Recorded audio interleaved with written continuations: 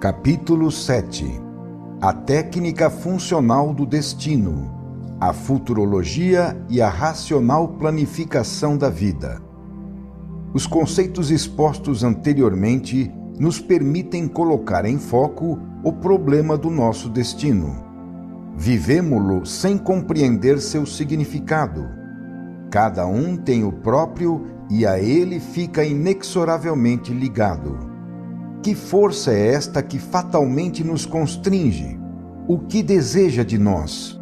Por que tudo isso acontece? A nossa personalidade é um organismo de forças bem definidas, constituídas por nossas qualidades, de cujo tipo depende a estrutura de nosso destino.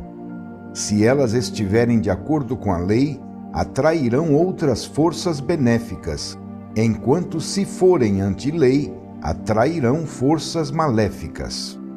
Segundo sua própria natureza, cada indivíduo forma sua própria atmosfera, composta de elementos que lhe são afins e de acontecimentos do mesmo tipo. Tudo isso ocorre segundo a justiça, porque a estrutura de nossa personalidade depende de uma livre escolha desejada por nós no passado, cujos efeitos se fixaram em nós e cujas consequências trazemos conosco. Como ocorre esta atração por afinidade? As forças que constituem o organismo da personalidade são ligadas à semelhança de um circuito fechado, oferecendo desse modo resistência a combinações com forças de outro tipo, que são repelidas, enquanto atraem e introduzem no circuito forças do mesmo tipo, as quais, depois de aceitas, fazem crescer o potencial daquele organismo. A natureza dessas combinações depende do tipo da personalidade, que, segundo a sua natureza, atrai para si o que lhe é semelhante. Assim, os bons, ainda que na fase de correção ocorra o contrário, automaticamente tenderão a se unir aos bons, enquanto os maus serão repelidos por eles. Por outro lado, aos maus, mesmo que estejam na primeira fase, na qual obtêm o próprio triunfo, acontece o contrário, pois tenderão a se unir com outros maus, já que os bons fugirão deles e também serão por eles repelidos.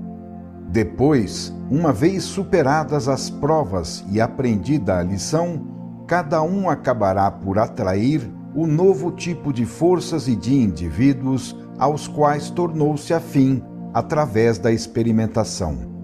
No entanto, dado o tipo de circuito que constitui uma personalidade, a escolha das forças a serem anexadas é fatal, como também é fatal ter de lhe sofrer as consequências. Na construção de um destino, temos 3 momentos conectados por derivação. Primeiro, a livre escolha.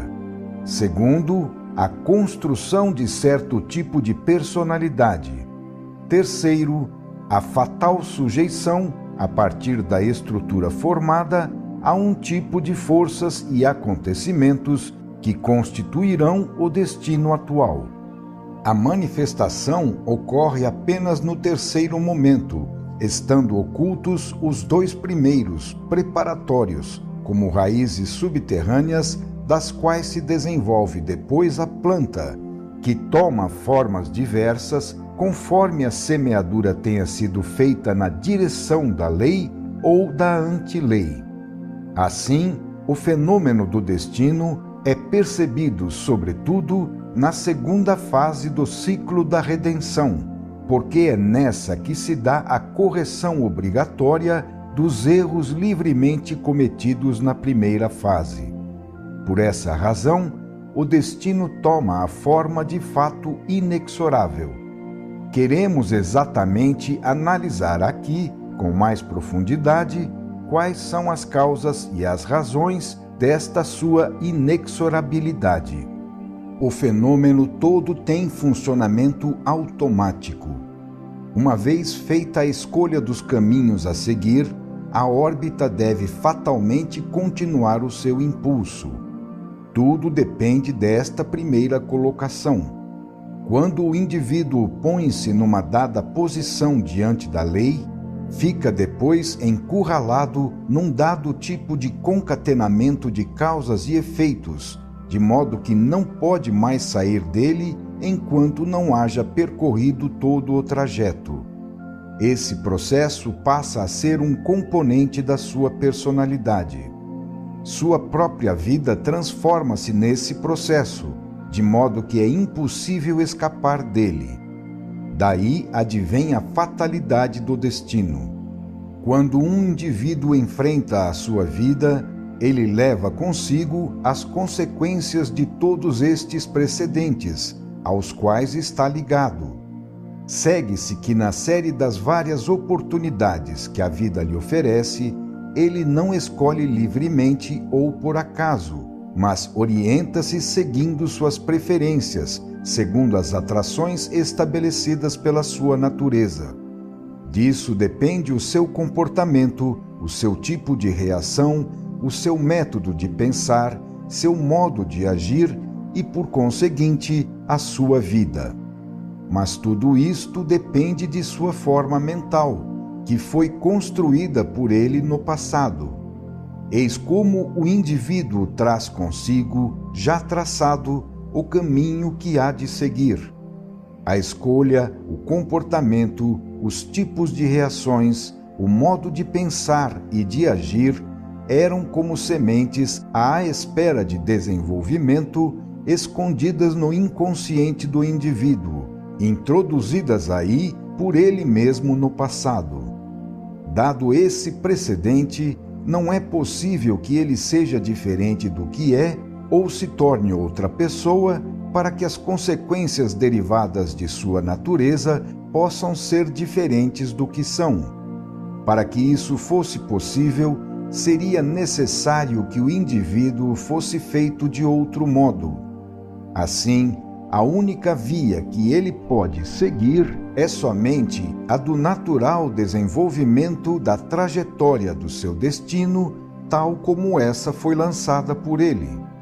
Uma mudança é possível, mas somente percorrendo toda a órbita, introduzindo pouco a pouco, com novos impulsos, as correções para modificá-la, depois de haver passado pelas devidas provações, consequências do passado, e de ter aprendido a lição. Uma mudança rápida poderia ser feita caso já se possuísse o conhecimento. Mas o conhecimento não pode se sobrepor à experiência, porque é consequência dela. Este fenômeno do destino, uma vez que é consequência do que semeamos, apresenta a característica de nos golpear nos pontos precisos e na forma em que semeamos. Constituindo-se na correção das forças anti-lei que pusemos em movimento, é lógico que para nos corrigir, como é sua função, ele o faça de modo específico e se dirija contra o defeito a ser corrigido, atingindo o órgão enfermo a ser curado. Assim, cada um é submetido a um dado tipo de provas, duras para si, porque o golpeiam justamente em seu ponto fraco, de menor resistência, enfermo e dolorido, enquanto que para outros tal tipo de provas é insignificante, porque eles naquele ponto são fortes, sadios e inatacáveis. Mas aqueles que não foram atingidos serão, por sua vez, submetidos a provas que lhes serão igualmente duras, porque serão golpeados em outros pontos, também fracos, doentios e dolorosos. Entretanto, estas provas não atingirão os demais seres, que nesses pontos são fortes, sadios e inatacáveis. Eis então que essas forças são automaticamente canalizadas para ferir o ponto justo, particular de cada indivíduo. Isto é lógico, pois esta canalização já está estabelecida pela direção em que foi lançado o primeiro impulso, continuando por si só, através do conhecido concatenamento entre o erro, o seu registro como mau hábito ou qualidade adquirida, a experiência corretiva e, finalmente, a correção da trajetória errada. Ora, o destino não pode funcionar se não permanecendo dentro deste canal em que foi gerado, do qual não pode sair enquanto um novo impulso não modificar sua trajetória. É assim que o destino é fatal, estritamente pessoal e específico, sendo exatamente orientado para os pontos pré-estabelecidos, construídos por nós anteriormente. No caso da segunda fase, aquela da redenção, torna-se uma escola com a finalidade de corrigir aqueles determinados erros que quisemos cometer no passado. Tudo isto é bem definido, sem elasticidade ou promiscuidade. A cada um corresponde a responsabilidade pela sua culpa e a fadiga da redenção. Tudo segundo a justiça. Cada um paga os próprios pecados e não os dos outros, que pagam somente os seus. Cada um se redime com as próprias dores e não com as dos outros, que, por sua vez, não podem se redimir através das dores alheias. A lei não pode ser senão esta da mais exata justiça. Quando alguém sofre por um duro destino, é levado a procurar a causa nos outros, jogando a culpa neles e não em si mesmo, acreditando desse modo que pode se livrar da própria dívida, enquanto, na verdade, agrava o erro, aumentando a culpa. Vemos um mal nos cair às costas e, para nos defendermos, queremos descobrir quem é o inimigo que o atira em nós. Não compreendemos que não se trata do assalto de um inimigo, mas do funcionamento da justiça da lei. É inútil nos culparmos uns aos outros. Cada um sofre as consequências do que faz. Quem foi atingido expia, e quem o atinge deverá expiar por tê-lo atingido. Há filhos que maldizem os próprios pais, porque estes os teriam condenado a uma vida de sofrimentos por tê-los trazido ao mundo. Mas esses pais poderiam responder da seguinte forma a cada um de seus filhos, abre aspas, e tu, por que encarnaste naquele feto? Não fomos nós que te obrigamos a escolhê-lo. Por que não nasceste de outro casal? Poderia esse fato mudar a tua natureza, da qual depende o teu destino? Nós te demos um corpo, mas não te obrigamos a escolhê-lo entre tantos outros.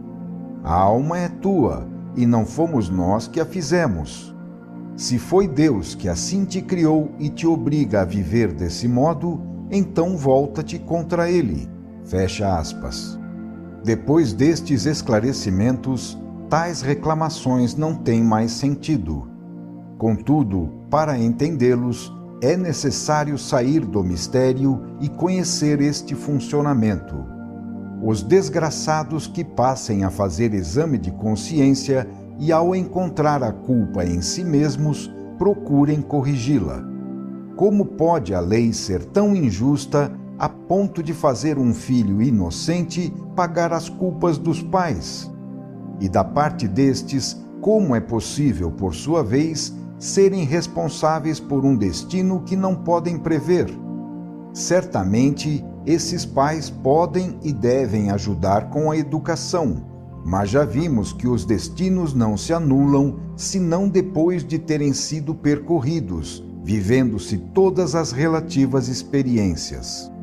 Como se vê, estamos fechados numa gaiola de ferro que é a ordem e a justiça da lei. É lógico que ela não nos venha dar essas explicações e, imperturbável, continue a funcionar em silêncio.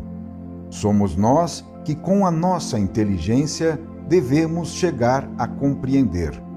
Procuremos agora entender ainda mais profundamente a estrutura do fenômeno de nosso destino.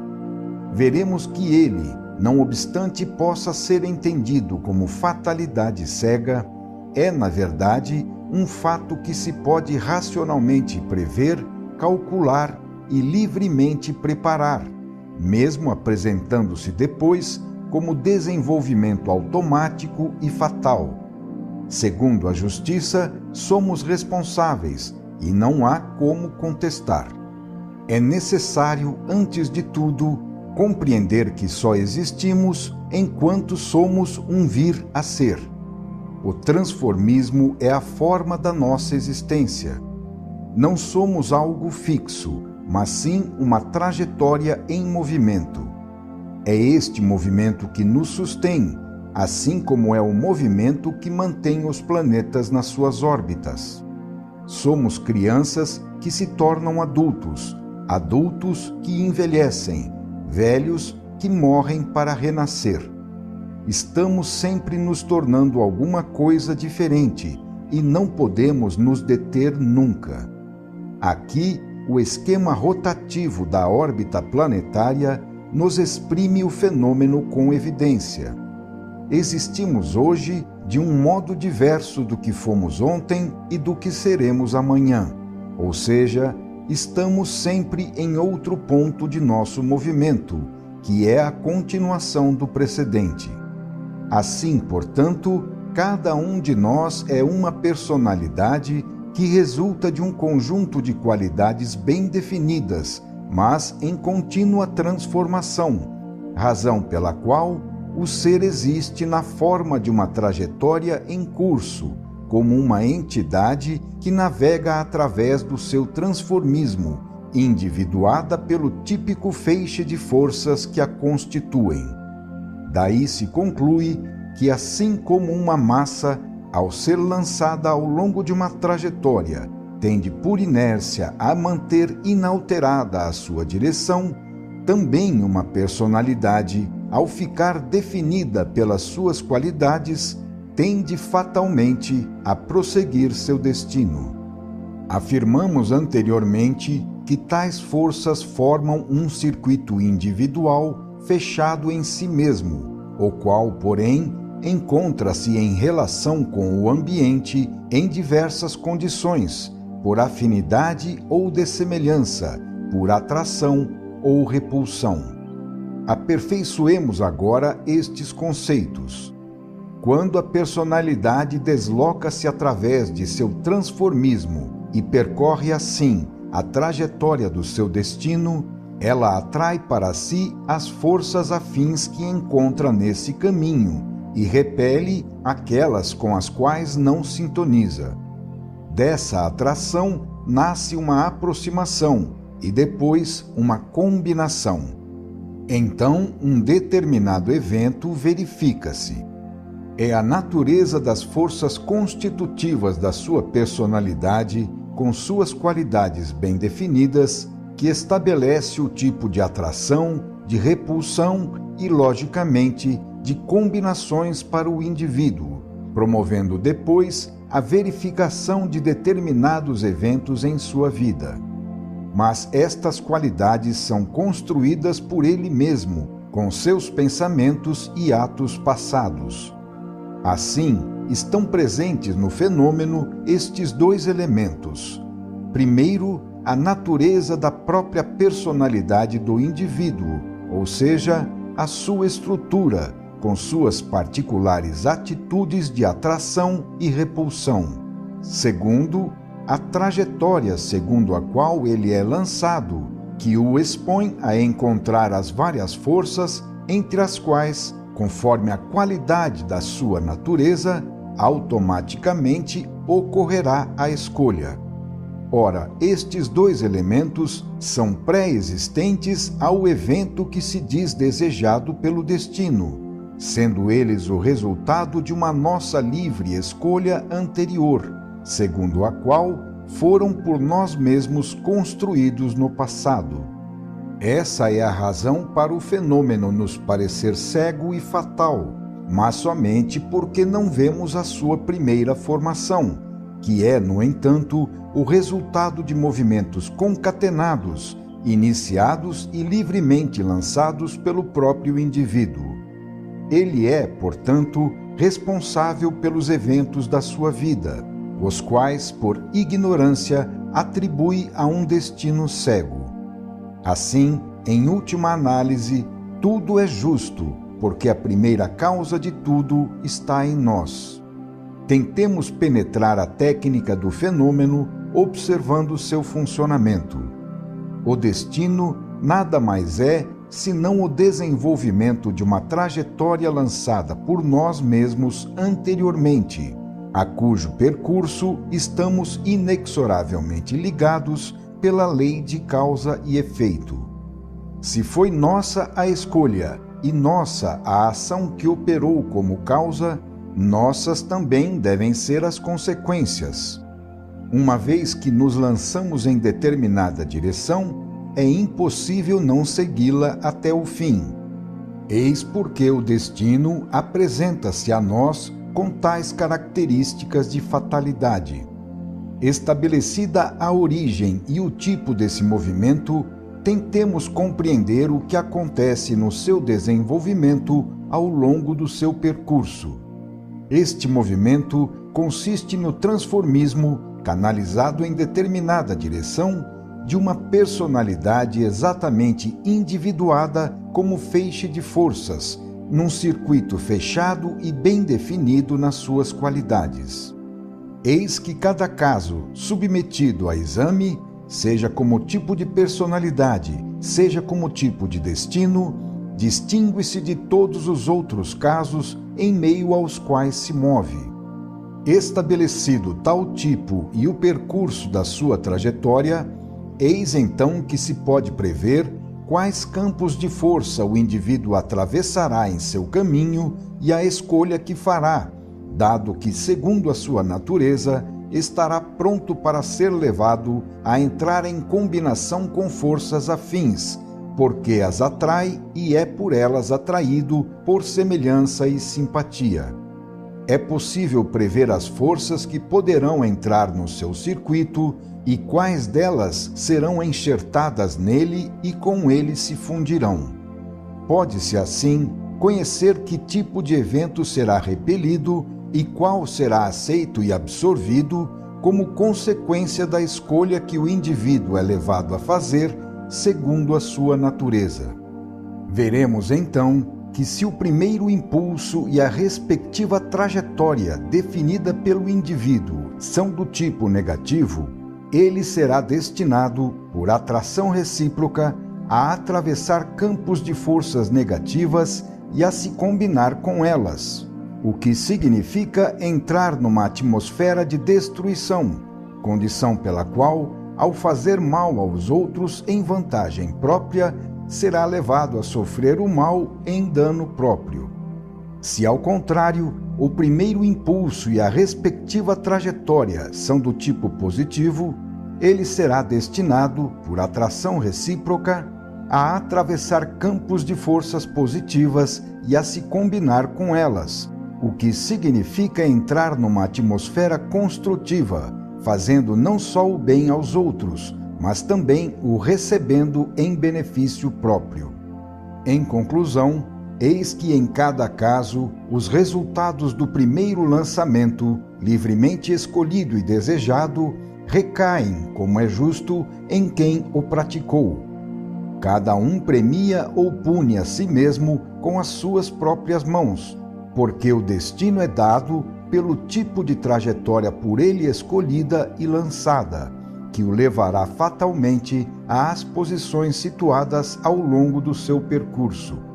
É assim que a vida, dependendo do fato de ser positiva ou negativa, será feita de bem ou de mal, benéfica ou maléfica, autoconstrutiva ou autodestrutiva. Assim, será maléfica e destrutiva a vida do indivíduo malfeitor, mesmo que ele se proponha a ser maléfico e destrutivo apenas para os outros, os quais, se forem inocentes, não serão atingidos por ele.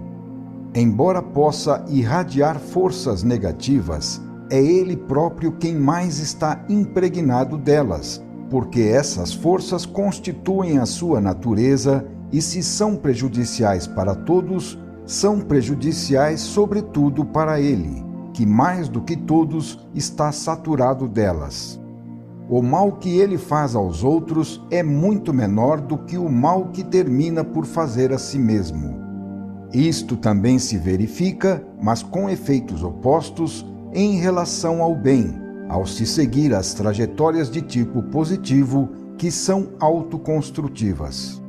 Esta é a técnica funcional do fenômeno, que é automática, ainda que o homem tenha necessidade de representá-la à sua semelhança, sob a forma de um chefe que recompensa ou castiga.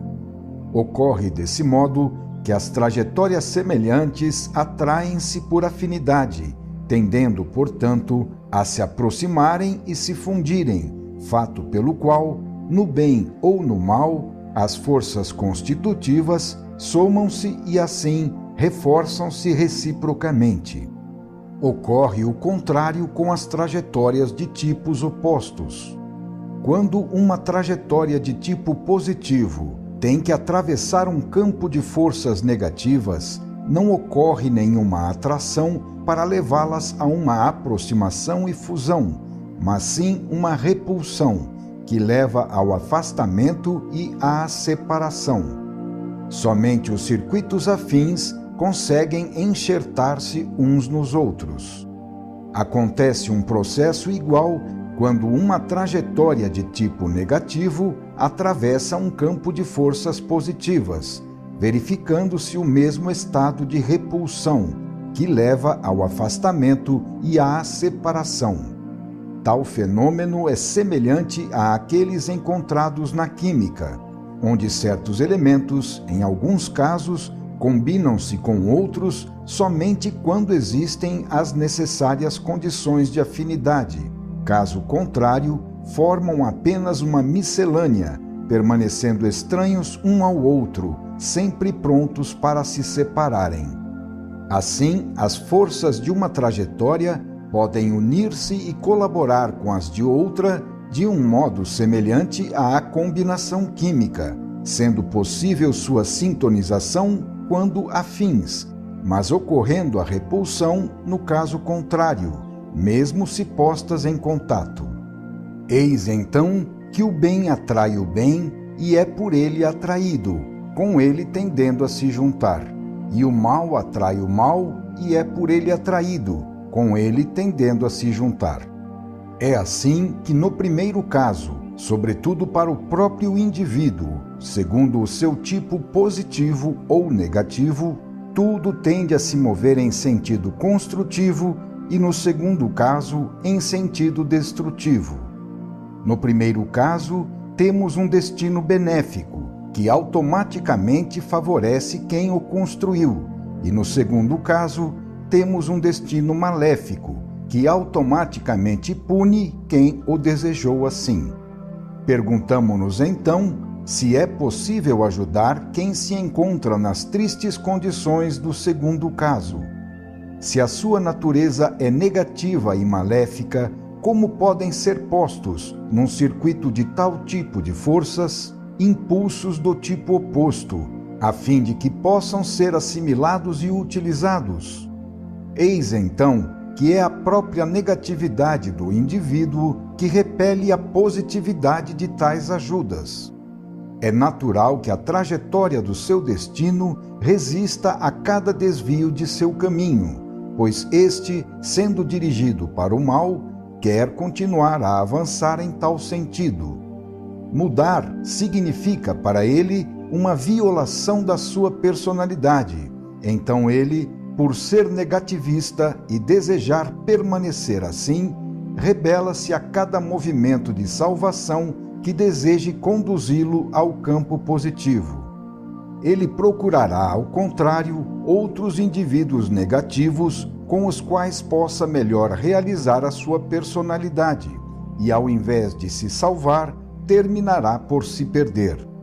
Assim, ele se defenderá dos bons que quiserem salvá-lo, como se estes representassem um assalto destrutivo com a intenção de sufocá-lo na realização de si mesmo. Ele interpretará os sábios conselhos ao contrário. Sendo negativista, ele confundirá tudo, entendendo o positivo como negativo, um ato de sinceridade como uma mentira, o que lhe é benéfico como coisa maléfica, de modo que, revertendo o que lhe é oferecido como vantagem, acabará por transformá-lo no seu próprio dano. Eis qual é a técnica da autopunição e a razão da fatalidade do destino, razão pela qual a trajetória, seja do tipo que for, deverá ser percorrida até o fim. De resto, não seria justo, no caso negativo, uma fácil recuperação sem mérito, o que certamente não ocorre, pois é o próprio mal que, agindo, tenta subverter e inverter o bem, transformando-o em negativo. Às vezes pode até mesmo acontecer que, numa nobre tentativa para resgatar quem está ligado com as forças do mal e nada mais deseja senão arrastar todos consigo ao inferno da perdição, chegue-se a um ponto no qual, a essa tentativa de corrigir o negativo com o positivo, o indivíduo responda com uma tentativa de transformar o positivo em negativo. Eis então que a boa vontade do homem benéfico, no tocante aos fins a que ele se propõe, pode ficar paralisada diante da inexorabilidade da lei, que exprime a justiça de Deus, motivo pelo qual o bem não pode passar gratuitamente de quem o quer fazer a quem não o mereceu, mesmo se por bondade alheia aquele bem lhe seja endereçado. Ocorre, então, que aquele impulso de bem não prossegue, mas recai sobre quem o lançou e permanece em seu benefício. Assim, o exercício do bem, quanto mais é praticado a favor do próximo com o próprio sacrifício, tanto mais beneficia aquele que o faz. O mesmo efeito acontece no exercício do mal. Assim, quanto mais se pratica o mal, a fim de conseguir tudo egoisticamente para si, em prejuízo dos outros, maior será o prejuízo para aquele que o pratica. Em suma, pela justiça da lei, ocorre que o bem ou o mal não passam a quem o recebe, a não ser na medida em que este mereceu. Pode-se chegar ao ponto em que os assaltos do mal, encontrando a virtude do bem, podem ser transformados numa escola de purificação e numa prova útil para a redenção, enquanto a quem faz o mal não é dada a oportunidade de saber operar, em vantagem própria, tal transformação em bem, levando-o assim, com os seus frutos maléficos, a danificar tudo o que realiza. Em suma, o que prevalece e fica a cargo do indivíduo como seus resultados é a positividade ou a negatividade do seu tipo de destino. Assim, segundo a justiça, todas as tentativas de violar a lei, mesmo que seja sem desejar e até desejando o contrário, provocam a mesma reação, e tanto quem faz o bem como quem faz o mal termina por fazê-lo, sobretudo, a si mesmo. Ele poderá transmitir uma parte aos outros, mas a maior parte fica com ele. Assim, quem faz o mal pode até mesmo conseguir fazer o bem à sua vítima, se ela for boa. Isto prova como a lei de Deus, com a sua soberana disciplina, exerce seu domínio sobre tudo e sobre todos. Em sua ordem, ela estabelece que as responsabilidades, embora os destinos se toquem e se influenciem, não se misturem, e que cada um fique ligado às consequências das próprias ações e não às dos outros. Nenhuma trajetória pode sair ou ser desviada casualmente do seu caminho, mas apenas seguir as normas estabelecidas para sua correção por meio dos devidos impulsos e cálculos de forças. Podemos ver assim com quanta exatidão, disciplina e justiça é regulado o desenvolvimento de um destino. As trajetórias das nossas vidas movem-se com a mesma ordem que as planetárias e estelares, seguindo percursos exatos, calculáveis e previsíveis. Assim como as órbitas dos astros, as infinitas trajetórias dos nossos destinos não se misturam. Se isso ocorresse, o universo se tornaria um imenso caos. Assim também, se tudo no seu incessante movimento não fosse canalizado em percursos determinados, segundo um plano pré-estabelecido, a vida seria um grande caos. Nesta ordem, cada elemento percorre a sua trajetória em equilíbrio com as demais, interagindo e se relacionando através de ações e reações reguladas, sendo tudo coordenado em um imenso organismo, tanto no plano dos corpos celestes e do dinamismo que os move, como no plano biológico e espiritual. É a presença dessa ordem que torna possível calcular, com antecedência, não só o percurso de uma órbita planetária, mas também a trajetória de um destino, permitindo antever os acontecimentos que ele contém. Torna-se possível, então, lançar as bases racionais de uma nova ciência positiva no campo da predição, que poderia ser chamada de futurologia. Esta ciência torna-se possível através do conhecimento das fases que a órbita de um destino percorre no seu desenvolvimento ao longo daquelas 3 fases que chamamos de ciclo de redenção.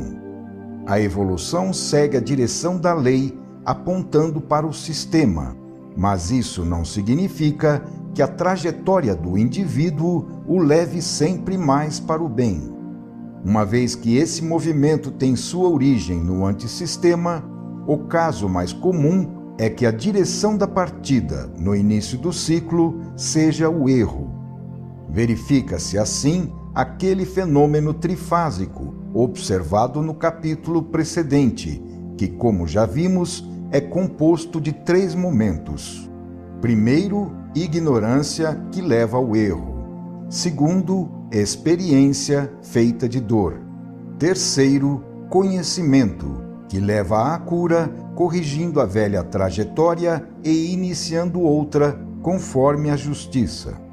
Ora, tenho submetido esta teoria a um controle experimental, observando muitos destinos, e vi que ela corresponde à realidade. Independentemente do tipo de forças contido em cada caso e, portanto, também da respectiva trajetória, esta teoria é aplicável a todos eles, pois o percurso das 3 fases está sempre presente, compondo-se de 3 períodos nos quais se encontram distribuídos os indivíduos. Estes períodos estão divididos em vidas sucessivas ao longo de todo o ciclo, que muitas vezes não pode ser exaurido numa só vida. Mas, examinando-se a posição do sujeito na sua vida presente e conhecendo o andamento do fenômeno, podemos saber qual foi o seu destino no passado, que preparou o seu presente, e qual será o seu destino no futuro, preparado pelo presente. Eis como é possível estabelecer uma futurologia racional. Apresentemos um exemplo. O sujeito é um motorista que guia um automóvel. Ele é inábil e, portanto, está exposto aos perigos do trânsito. A possibilidade de se acidentar depende das suas próprias qualidades, das quais, portanto, também depende o tipo de mal que ele poderá fazer a si mesmo e aos outros. Ele pode errar de vários modos, a cada um dos quais está implícito o dano correspondente. Tudo depende exclusivamente dele. A primeira fase é de ignorância e erro. Se houver acidente, inicia-se a segunda fase, de experiência e sofrimento. Aquele motorista acabará no hospital, onde ficará imóvel durante muito tempo, enfaixado num leito, para consertar os ossos quebrados. E também deverá pagar os prejuízos do seu carro e os dos outros. Então ele pensa, abre aspas, se não tivesse cometido aquele erro, agora não estaria sofrendo, fecha aspas. Após ficar bom, ele se recompõe e retoma a direção, mas toma cuidado dessa vez, controlando e dominando seus impulsos para não repetir mais o mesmo erro. Agora ele se encontra na terceira fase, a do conhecimento, que o leva à recuperação com a correção de seu velho modo de dirigir para aplicar um novo. Ora, encontramos na vida indivíduos na primeira, na segunda e na terceira fase, mas seja qual for a fase em que alguém se encontre, sempre é possível deduzir quais são as outras duas. Assim, do conhecimento de um só ramo da sua história, podemos deduzir outro mais completo, ainda que essa história interligue-se a vidas precedentes ou posteriores. Desse modo, se encontramos uma pessoa inconsciente dos perigos, que corra loucamente na vida, sem conhecimento das suas finalidades, sabemos contra qual obstáculo ela irá se chocar. Isso é o que tantos chamam de sucesso e triunfo. Encontramos também quem já bateu e está no hospital, chorando e meditando, ou então quem já aprendeu a lição e se ajuizou para não cair mais no erro. Assim, podemos compreender o significado e o valor de cada posição, pois elas são vistas complementando-se dentro do mesmo ciclo. Podemos dizer a cada um as coisas que ele fez antes e o que lhe sucederá depois. As forças que constituem a personalidade estão na trajetória e no sentido estabelecidos por sua natureza, com a velocidade determinada pela sua potência. Portanto, o trajeto de nossa vida é, num certo sentido, pré-estabelecido. Assim, é possível prever-se, no bem ou no mal, a que posição esse trajeto conduz e quando a alcançará. Eis assim a futurologia. Para resumir nossa exposição, estudemos o fenômeno em 4 momentos, cada um dividido em 2 partes, contendo sua descrição e finalidade. Primeiro, observação da estrutura da personalidade. Finalidade: conhecer suas qualidades ou tipo de forças que ela contém. Segundo, observação da direção dessas forças estabelecida pela sua natureza, segundo a qual elas querem se realizar devido ao seu movimento evolutivo. Finalidade: conhecer quais serão as futuras posições que o destino examinado alcançará no seu percurso, às quais o indivíduo será levado. Terceiro, observação da potência daquelas forças e, portanto, da velocidade de sua realização. Finalidade: conhecer quando, em medida de tempo, cada uma daquelas futuras posições será alcançada. Quarto, conclusão das observações efetuadas, alcançada através da análise da trajetória. Finalidade: constatar os erros da trajetória, diagnosticar os seus males e, uma vez conhecidos os meios de correção a serem usados, indicar os novos impulsos a serem introduzidos para corrigi-la, compilando uma receita médica com a lista dos remédios que devem ser tomados para curá-la, a fim de permitir a construção de um destino saudável.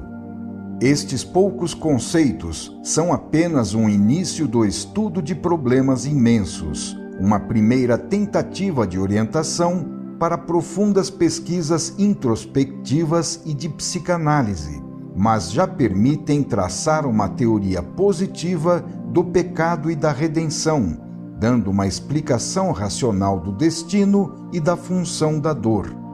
Apresenta-se a possibilidade de se efetuar o cálculo das trajetórias dos vários destinos, primeiro descobrindo suas raízes determinantes, situadas no passado, e depois, consequentemente, prevendo seus futuros desenvolvimentos. Uma vida é um trajeto no tempo e depende de como foi assentada, do direcionamento em que foi posta em órbita. Levando em conta a natureza, a potência e a direção das forças em ação, pode-se calcular o percurso e a posição de chegada ao fim de uma vida. Para isso, no entanto, é necessário um conhecimento profundo da personalidade humana e das suas qualidades instintivas, intelectuais e morais, com uma análise individual em cada caso. Possuindo o conhecimento de todos os elementos do fenômeno, talvez seja possível confiar o cálculo das trajetórias dos destinos a computadores eletrônicos, com procedimentos semelhantes àqueles que se usam na determinação das trajetórias das naves espaciais. Dessa forma, será possível introduzir naqueles destinos os impulsos adequados para corrigir seus percursos e, assim, torná-los benéficos, modificando o conteúdo daqueles campos de forças. Assim, o eu poderia ser colocado e preparado para assumir uma órbita mais vantajosa, na melhor acepção da palavra. Eis o método para uma verdadeira planificação da vida, não no sentido restrito, já aludido, de uma única existência terrestre, mas sim no sentido amplo de vida na eternidade. Quanta energia despendida em tentativas frustradas seria poupada, quantos erros e dores seriam evitados, quão maior rendimento seria obtido se a vida fosse inteligentemente orientada.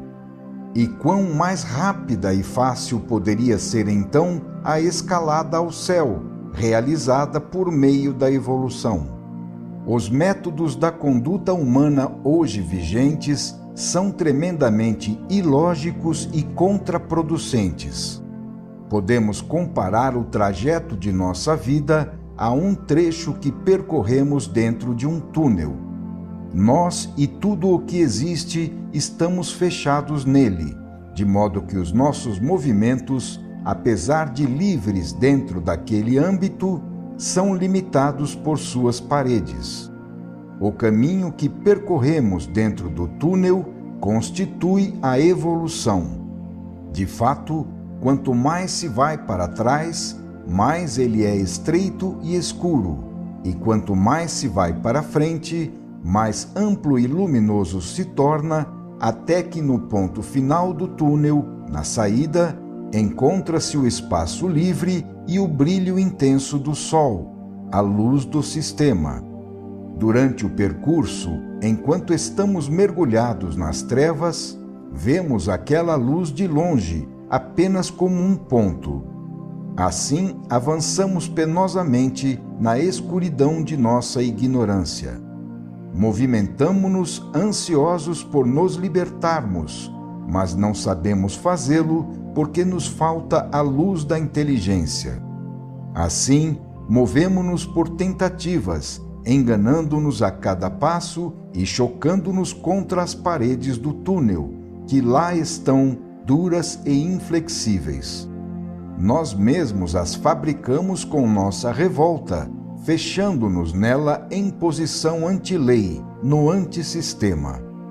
Dentro desse cárcere, aprisionados no túnel, fizemos o caos, que é para nós o nosso inferno. Desatinados por causa da felicidade perdida, agitamo-nos para um lado e para outro, mas a cada movimento errado, chocamo-nos com as paredes do túnel. O mal que nos atinge não vem das paredes, que ficam quietas e não nos assaltam, mas vem dos nossos movimentos errados. É evidente que, não obstante o espaço restrito, se soubéssemos nos mover, não colidiríamos e, assim, não faríamos mal a nós mesmos. O choque, portanto, deve-se a nós e não às paredes. Depende de nossa conduta errada e não da lei.